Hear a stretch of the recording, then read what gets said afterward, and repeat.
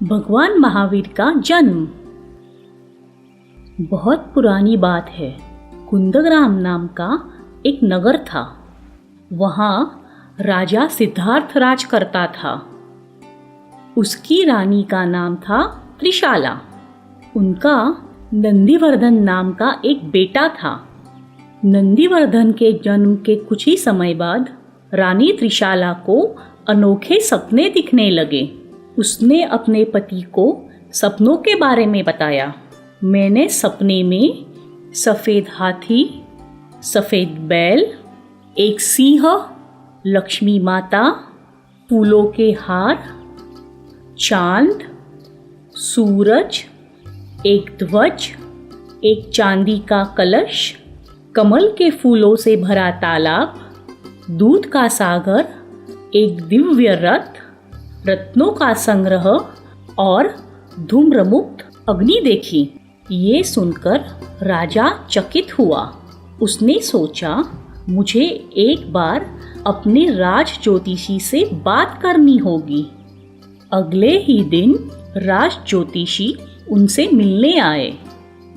उन्होंने कहा, महाराज, इन सपनों का अर्थ है कि जल्द ही रानी त्रिशाला एक महान बालक को जन्म देने वाली है और ये बालक पूरे विश्व का कल्याण करेगा। राजा और रानी ने ज्योतिषी से विनती की कि वो उन्हें उन सपनों के अर्थ समझाए। ज्योतिषी ने उनसे कहा, सफ़ेद हाथी ये दर्शाता है कि आपका पुत्र समस्त मानव जाति की कष्ट और लालच जैसी बुरी बातों से रक्षा करेगा। सफ़ेद बैल ये दर्शाता है कि आपका पुत्र एक महान गुरु होगा। सिंह ये दर्शाता है कि आपका पुत्र बलवान और प्रभावशाली होगा। लक्ष्मी माता ये दर्शाती है कि आपका पुत्र धनवान और सफल होगा। फूलों की मालाएं ये दर्शाती है कि फूलों के सुगंध की तरह आपके पुत्र द्वारा दी हुई शिक्षा चारों ओर फैलेगी। चांद ये दर्शाता है कि आपका पुत्र प्रकृति के अनुसार स्वस्थ होगा। सूरज दर्शाता है कि आपका पुत्र लोगों को अपने आंतरिक दानव का नाश करने में सहायता करेगा। ध्वज ये दर्शाता है कि आपका पुत्र प्रभावशाली मार्गदर्शक होगा। चांदी का कलश ये दर्शाता है कि आपके पुत्र का हृदय पवित्र होगा। कमल के फूलों से भरा तालाब ये दर्शाता है कि आपका पुत्र जन्म और मृत्यु के घटना चक्र में फंसे लोगों को मुक्त करेगा। दूध का सागर यानी क्षीर सागर ये दर्शाता है कि आपका पुत्र विश्व को मुक्ति का मार्ग दिखलाएगा। दिव्य रथ दर्शाता है कि स्वयं ईश्वर भी आपके बेटे द्वारा प्रचारित शिक्षा का आदर करेंगे। रत्नों का संग्रह दर्शाता है कि आपका पुत्र असीम बुद्धिमानी होगा, यानी कि कभी ना खत्म होने वाली बुद्धिमत्ता।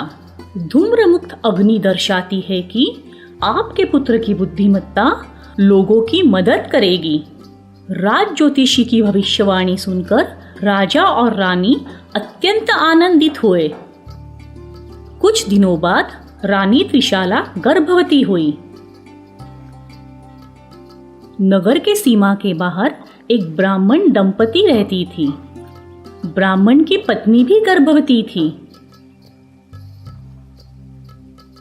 भगवान महावीर ब्राह्मण स्त्री के गर्भ से जन्म लेने वाले थे, पर इंद्रदेव इस बात से सहमत नहीं थे।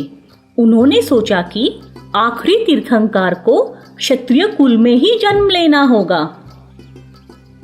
इंद्रदेव ने ब्राह्मण स्त्री और रानी त्रिशाला के गर्भों का फेरबदल किया ताकि आखिरी तीर्थंकर का जन्म क्षत्रिय कुल में हो। 9 महीने और 14 दिनों बाद चैत्र महीने में रानी त्रिशाला ने एक सुंदर बालक को जन्म दिया। राजा और रानी बहुत खुश हुए। उन्होंने बेटे का नाम रखा वर्धमान। सारे राज्य ने राजकुमार वर्धमान के जन्म का उत्सव मनाया। भगवान महावीर का बचपन।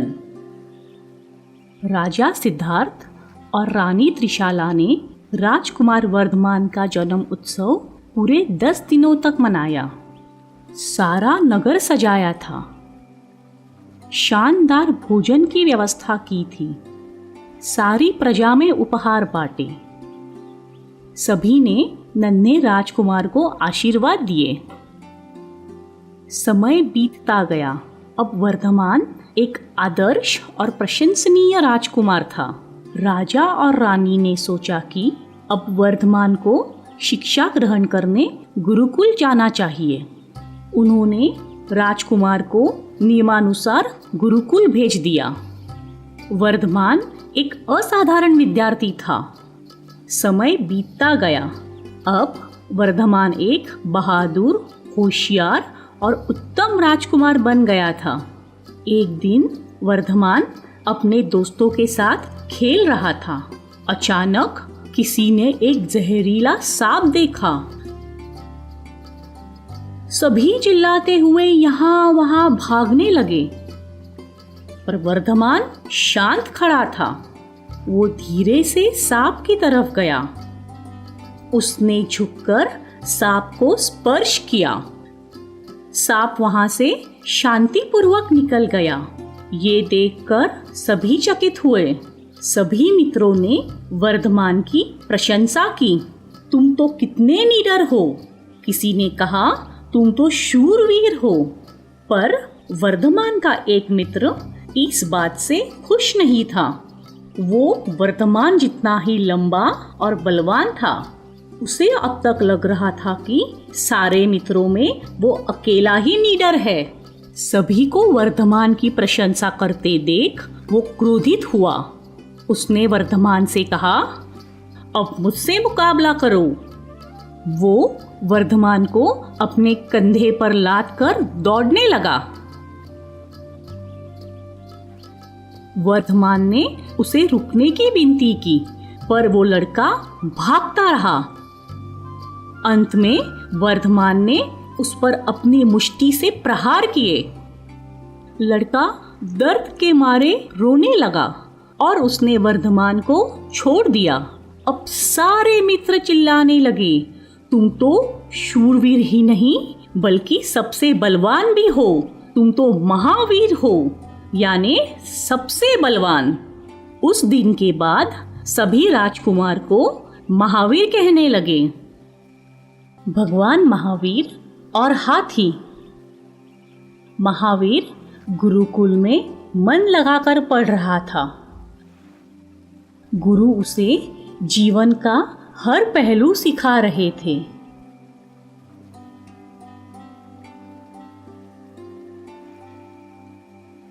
महावीर हर चीज में निपुण था। गुरु उससे सदा प्रसन्न रहते थे। वो गुरु का चहीता विद्यार्थी था। एक दिन महावीर और उसके दोस्त गांव की सैर कर रहे थे। उन्होंने देखा लोग घबराकर यहाँ वहाँ भाग रहे थे, मदद मांग रहे थे।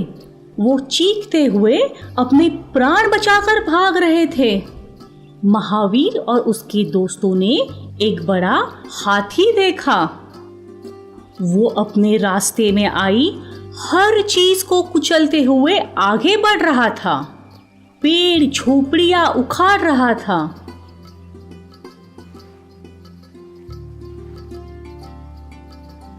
महावीर के सारे दोस्त डर गए। महावीर ने कहा, चिंता मत करो, मैं कुछ करता हूँ। एक दोस्त ने कहा, महावीर रुक जाओ, वो हाथी तुम्हें कुचल देगा। चिंता मत करो, शांत खड़े रहो। महावीर धीरे धीरे चलते हुए उस हाथी के सामने जाकर खड़ा हुआ। महावीर ने हाथी की सूंड को हाथ लगाया। अचानक हाथी शांत हुआ। उसने महावीर के सामने घुटने टेके। महावीर के दोस्त और गांव वाले चकित हुए। सभी लोगों ने महावीर को धन्यवाद दिया। महावीर ने उनके जीवन और घर बचाए थे। उन्होंने कहा, महावीर की जय हो, महावीर की जय हो, महावीर की जय हो। एक बुजुर्ग ने कहा, पहले जहरीला सांप और अब ये हाथी। हमारा राजकुमार कितना शूर है। मुझे भविष्यवाणी याद है। हमारे राजकुमार का जन्म महान कामों के लिए ही हुआ है। इस प्रकार महावीर के बहादुरी की कहानियां चारों ओर प्रसिद्ध हुई। भगवान महावीर दीक्षा। समय बीतता गया। राजकुमार वर्धमान अब बड़ा हो चुका था। माता पिता के साथ साथ सारी प्रजा भी अपने राजकुमार से प्यार करती थी। इस सब के बावजूद राजकुमार मन ही मन खुश नहीं था। वो हमेशा विश्व और लोगों के बारे में विचार करता था। लोगों के बीच का सामाजिक और आर्थिक अंतर, वर्णभेद, अमीर गरीब, अच्छाई बुराई, ये सब देखकर उसे बड़ा दुख होता था। एक दिन राजकुमार ने तपस्वी बनने का निर्णय लिया। वो अपने माता पिता से आज्ञा लेने गया, पर जब उसने अपने माता पिता के सामने ये प्रस्ताव रखा तो उन्होंने राजकुमार का निर्णय अस्वीकार किया। उसकी माँ बहुत दुखी हुई। अपनी माँ की दशा देखकर राजकुमार ने निर्णय लिया कि जब तक माता पिता जीवित हैं, वो उन्हें छोड़कर नहीं जाएगा।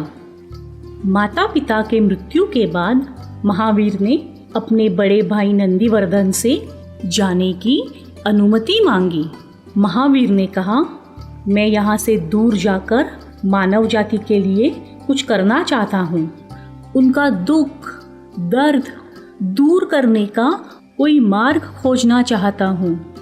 नंदीवर्धन ने कहा, अभी हमने अपने माता पिता को खोया है और अब मैं तुम्हें भी खोना नहीं चाहता। पर कुछ समय बाद नंदीवर्धन ने महावीर को तपस्वी बनने की अनुमति दे दी। महावीर ने अपना सारा धन गरीबों में बांट दिया।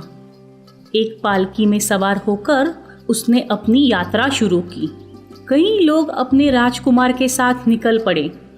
लंबे समय तक यात्रा करके वो लोग जंगल पहुंचे। राजकुमार पालकी से बाहर आया। उसने अपने कपड़े और गहने उतारकर अपने भाई को सौंप दिए। अपने बाल उखाड़ दिए। राजकुमार ने अशोक पेड़ के नीचे बैठकर दीक्षा ली और वो तपस्वी बन गए। उन्होंने अपना सब कुछ त्याग कर 5 वचन लिए। भगवान महावीर के 5 वचन: अहिंसा, सत्य, अपरिग्रह, अस्तेय, ब्रह्मचार्य। इस तरह राजकुमार महावीर भक्ति के मार्ग पर निकल पड़े। भगवान महावीर और चंड कौशिक।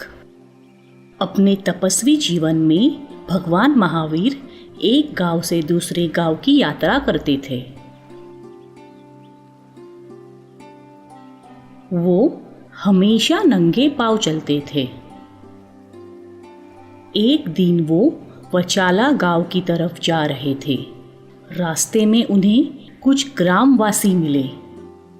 उन्होंने ग्रामवासियों से मार्ग दिखलाने की विनती की। एक ग्रामवासी ने कहा, यहाँ से 2 रास्ते वचाला गांव की तरफ जाते हैं। एक बाहरी रास्ता जो यात्रा करने के लिए सुरक्षित है, पर वो काफ़ी लंबा रास्ता है। दूसरा रास्ता एक जंगल से होते हुए जाता है। वो छोटा रास्ता है, लेकिन वो बिल्कुल भी सुरक्षित नहीं है। उस जंगल में चंड कौशिक नाम का एक बड़ा ही जहरीला सांप रहता है। भगवान महावीर निर्भय थे। उन्होंने जंगल के रास्ते से जाने की ठान ली। ग्रामवासी चकित हुए।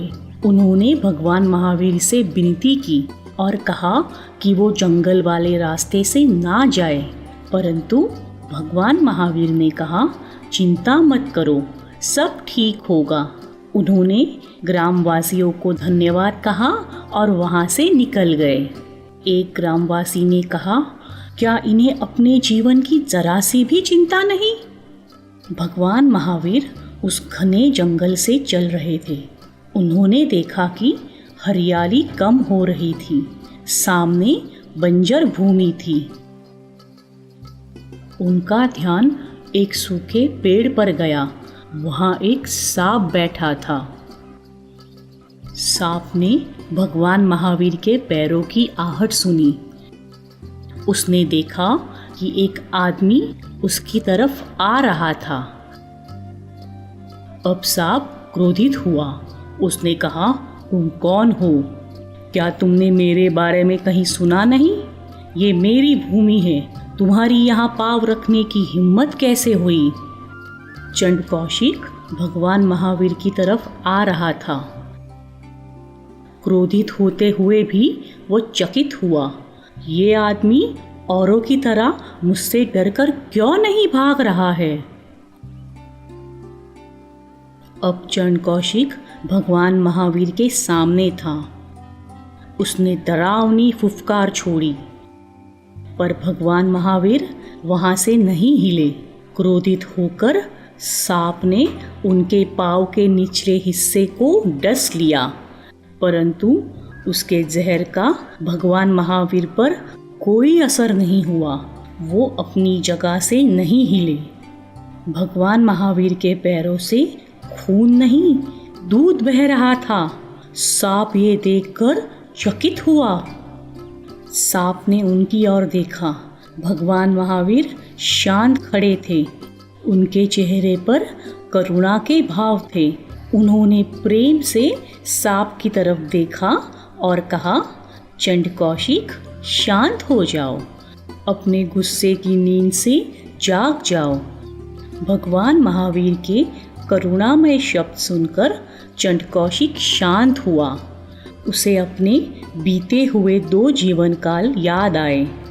उसे समझ आया कि किस प्रकार उसके क्रोध और अहंकार ने उसके बीते हुए दोनों जीवन काल बर्बाद किए थे। उसने भगवान महावीर के सामने अपना सिर झुकाया। भगवान महावीर ने उसे आशीर्वाद दिया। अब वो शांतिपूर्वक अपने पेड़ की ओर चला गया। उसने अपने आप से वादा किया कि अब वो किसी को नुकसान नहीं पहुंचाएगा। इस प्रकार भगवान महावीर ने सांप को आशीर्वाद देकर अपनी आगे की यात्रा प्रारंभ की।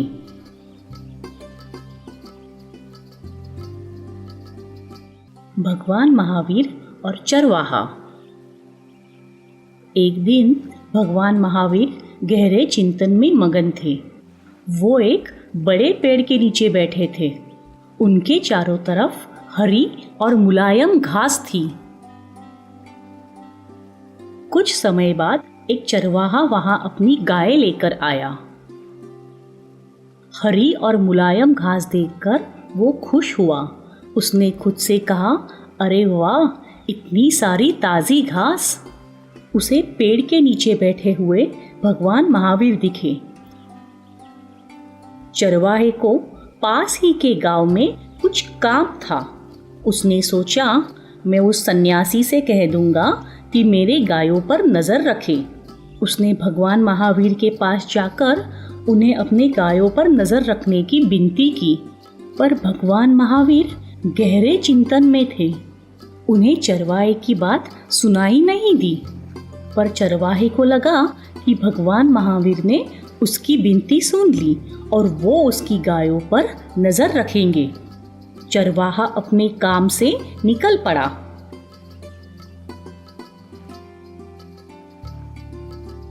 गाय मुलायम घास खा रही थी, पर कुछ समय बाद वो और घास की खोज में टहलते हुए दूसरी जगह निकल गई। थोड़ी देर बाद चरवाहा वापस आया। उसे अपनी गाय कहीं दिखाई नहीं दी। उसने भगवान महावीर से कहा, मैंने आपसे अपनी गायों पर नजर रखने की विनती की थी। कहाँ है मेरी गाय? आपने उनके साथ क्या किया? पर भगवान महावीर चिंतन में मगन थे। उन्होंने कोई उत्तर नहीं दिया। अब चरवाहा वहां से निकलकर अपनी गाय ढूंढने लगा। उसने हर तरफ ढूंढा और मायूस होकर लौट आया। उसे अपनी गाय भगवान महावीर के आसपास घास खाती दिखाई दी। वो नाराज हुआ। उसे लगा कि भगवान महावीर ने उसे तकलीफ देने के लिए उसकी गायों को कहीं छुपाया था। उसने एक रस्सी उठाई और वो भगवान महावीर पर वार ही करने वाला था कि किसी ने उसे पीछे से पकड़ लिया। जब उसने पीछे मुड़कर देखा तो उसे एक पीली रोशनी दिखाई दी। स्वयं ईश्वर उसके सामने खड़े थे। ईश्वर ने कहा, क्या तुम्हें दिखाई नहीं देता कि वो गहरे चिंतन में है? पर उन्होंने मेरे साथ छल किया, मेरी गाय कहीं छुपा दी थी। ईश्वर ने कहा, वो कोई आम सन्यासी नहीं है, वो राजकुमार वर्धमान है जिसने अपनी सारी धन दौलत पीछे छोड़ दी। उसे तुम्हारी गायों या किसी और चीज से कोई मतलब नहीं। अगर तुम उसे नुकसान पहुंचाने का प्रयत्न करोगे तो तुम्हें उसका बुरा फल मिलेगा। ये सुनकर चरवाहे को अपनी गलती का एहसास हुआ। उसने भगवान महावीर के सामने घुटने टेके, उनसे क्षमा मांगी और वहां से निकल गया।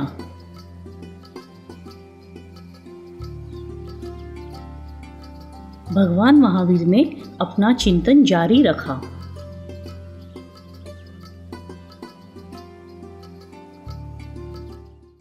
दोस्तों, अगर आपको ये वीडियो पसंद आया हो तो इस वीडियो को लाइक कीजिए, शेयर कीजिए और हमारे चैनल को सब्सक्राइब कीजिए और बेल आइकन दबाना मत भूलना।